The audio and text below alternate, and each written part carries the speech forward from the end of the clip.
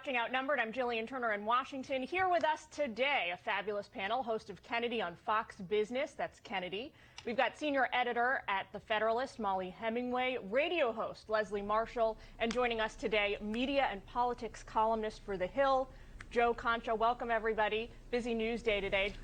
Leslie, what do you think about that? Particularly this idea of the House doing something to sort of condemn President Trump now, then putting the impeachment idea on ice and trying to rig up some hearings and a trial and the whole, jamboree of impeachment sometime after Joe Biden has completed his first 100 days. Do you think that's a responsible move by Democrats trying to let the transition play out, or do you think it is a cold, calculating, devastating political move to try and keep President Trump's notoriety alive and in the spotlight? I think it's neither.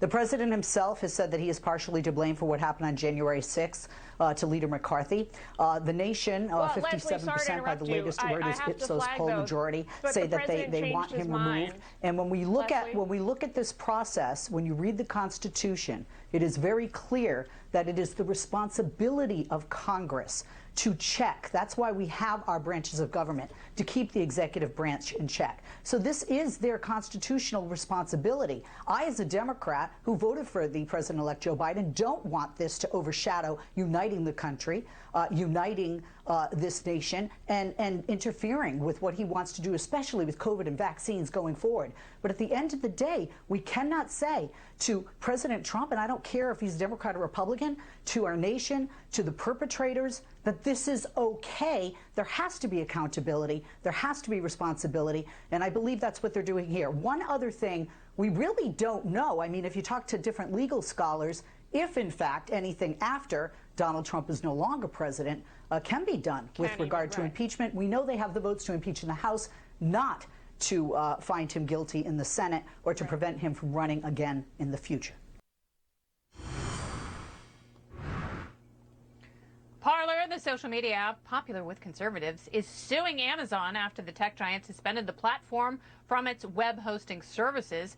Amazon cut off Parler after Google and Apple banned the app from its stores, saying the company had not done enough to moderate violent threats made by its users. My problem with this, Leslie, is I have an issue with prohibition in general, because when you have prohibition, you have the pendulum swing in the opposite direction. So when you try and stop drinking, the murder rate goes up. When you try and stop immigration, more people come over the border. When you try and stop speech, you're only going to fan the flames. I would agree with you there. I really don't like censorship. It makes me cringe. I don't like the words authoritarianism, and I certainly hope we're not heading toward that. But if we just look at these companies, and they are companies, and to Molly's point, I don't think they colluded. I think it was more monkey see, monkey do, or they did it, let's do it as well.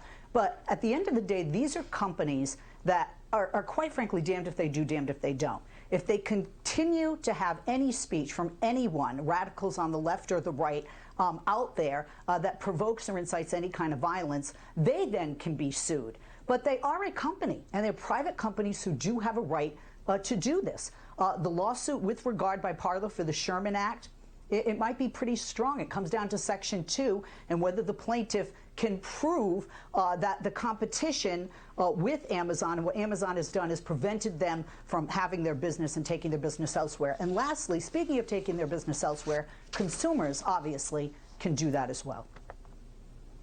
A growing number of corporations now are suspending political donations after a pro-Trump mob stormed the U.S. Capitol last Wednesday. Microsoft and Ford are cutting off contributions to both political parties, while Marriott, Amazon, AT&T, and some other giants are cutting off donations to lawmakers who tried to block the Electoral College results. Hallmark is even asking Republican Senators Josh Hawley and Roger Marshall for the company's money back. Leslie, do you agree that corporations should not be piling on here and that they should sort of stay apolitical? In the company's defense, who are making these moves to pull money from Republicans, including Josh Hawley, they're saying these folks helped incite violence that resulted in the riot on Wednesday. People were injured, people died. Do the companies not have a right to vote with their money? Absolutely. That's all they're about. I know people think it's about politics. Quite frankly, they give money, many of these companies, to Democrats and Republicans. And why? As corporations, they want political favor when these people make decisions on legislation that will directly affect their bottom line. And that's what they're doing here. I think sometimes we as Americans forget that the economy is a global economy. And we have people internationally that are outraged and horrified by what they saw last week. And these companies don't want to lose consumers, not just in the United States, but worldwide, throughout the world. And that's why they're doing this. And quite frankly, some voters should be happy because there'll be less corporate money in some of the politicians' pockets. And at the end of the day, for them, it's not about free speech. It's not even about Democrat or Republican. It's about green, not blue or red, green, cold hard cash. Welcome back. President-elect Joe Biden facing backlash after announcing that his administration will prioritize aid for businesses struggling in the pandemic, partly based on race and gender. Some are calling the plan itself racist. Here's Biden speaking about his plan. Watch. Our priority will be Black, Latino, Asian, and Native American-owned small businesses, women-owned businesses, and finally having equal access to resources needed to reopen and rebuild. The president-elect is getting a lot of blowback on social media, including Fox News senior political analyst Brit Hume calling the plan racial discrimination. Plain and simple. Leslie, how is it not racist? I'm going to tell you how it's not racist. First of all, before Joe Biden was even elected, Congress was proposing $284 billion, 60 of which would be set aside under Donald Trump's administration for women and minority companies. And the reason is, with the round of PPP that came, they got shafted, and they're still getting shafted. Look at the numbers just last month. Job losses, 140,000. What industries were they in? Leisure and hospitality. Who suffered most? Women and minorities. Joe Biden isn't not going to give you money, Joe, and the white guys. He is just saying, look, we need to help those mom and pop organizations that are run by women and minorities to have equal opportunity to level the playing field. No, this isn't racism. This is unity. So just say all people, Leslie. Wouldn't that just make more sense? Just say we're going to help everybody and not break it down by race? Or people because they did that in PPP, Joe, and it didn't happen. You saw what happened. Even the SBA is looking at distributing funds to certain segments of the small business owners in our country, especially women and minorities, because they were passed over the last time PPP funds were given out. They didn't get them.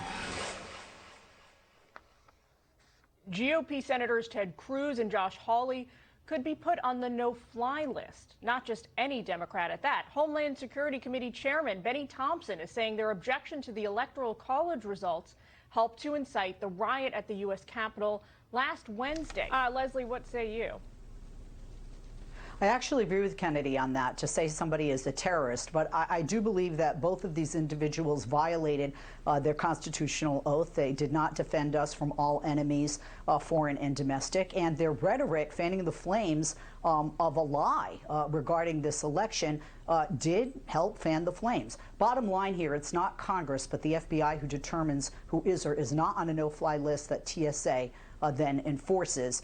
And we do know, and we should know, that every elected individual, even the president, is not above the law when it comes to that. But regarding calling them terrorists, that is not what I would call them, but I would say that the rhetoric did incite and helped to incite what we saw on January 6th.